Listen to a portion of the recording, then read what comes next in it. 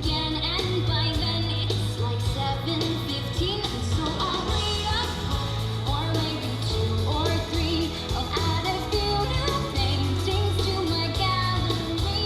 I'll play guitar and cook, and basically just wonder when will my love begin.